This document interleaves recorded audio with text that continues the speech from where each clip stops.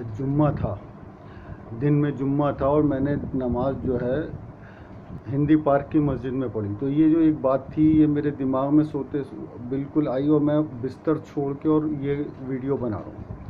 ہوا یہ کہ میں مسجد سے جمعے کی نماز کے بعد آخری 3-4 لوگوں میں تھا میں نکلنے والا، سب جا چکے تھے. تو مسجد کے باہر ہندی پارک کی مسجد ایک بکھارن بیٹھی ہوئی تھی، وہ برقع اوڑھی ہوئی تھی لیکن چہرہ اس نے کھول رکھا تھا، ایک فقیرنی، اور ایک سائڈ پہ ایک آدمی دینی کتابیں اور مسواک وغیرہ یہ سب بیچ رہا تھا. اور اس آدمی نے اپنا منہ چھپا رکھا تھا. مطلب واقعی میں مجھے لگا کہ یہ آدمی اپنا منہ چھپا کے بیچ رہا ہے تاکہ کسی کو یہ نہ پتہ چلے کہ یہ شخص یہ کام کر رہا ہے، یعنی مستحق تھا. تو میں نے سوچا چلو اس سے ایک مسواک لے لیتا ہوں. مسواک کی میری حالانکہ اتنی چھوٹی نہیں تھی پر میں نے سوچا لے لوں. تو وہ 10 روپے کی مسواک دے رہا تھا. اب میرے پاس 100 کا نوٹ تھا. میں نے کہا بھائی 100 روپے ہو جائیں گے کھلے ہوئے. اس کے پاس 100 روپے نہیں تھے. آپ سوچو، وہ سب سے آخری نماز میں 2:30 بجے والی پڑھ رہا تھا اور 2:30 بجے تک اس کے پاس 100 روپے نہیں تھے کہ مجھے وہ کھلا دے. بہرحال میں نے اس سے 2 مسواکیں لی تو اس کے پاس 80 روپے بھی نہیں تھے.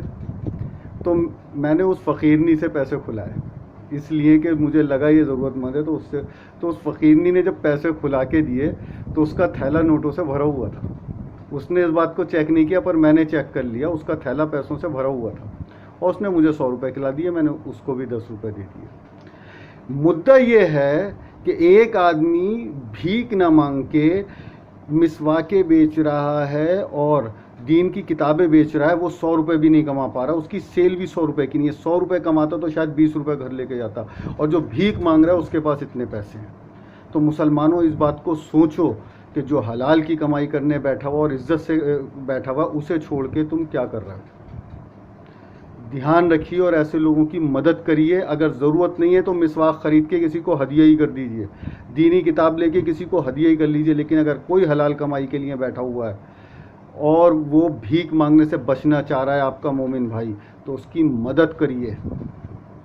اللہ کے یہاں اس کا اجر ملے گا، کیونکہ یہ راز آپ کے اور اللہ کے بیچ ہوگا کہ آپ نے وہ چیز اس کی مدد کے لیے خریدی ہے، نہ کہ اپنی ضرورت کے لیے. السلام علیکم ورحمۃ اللہ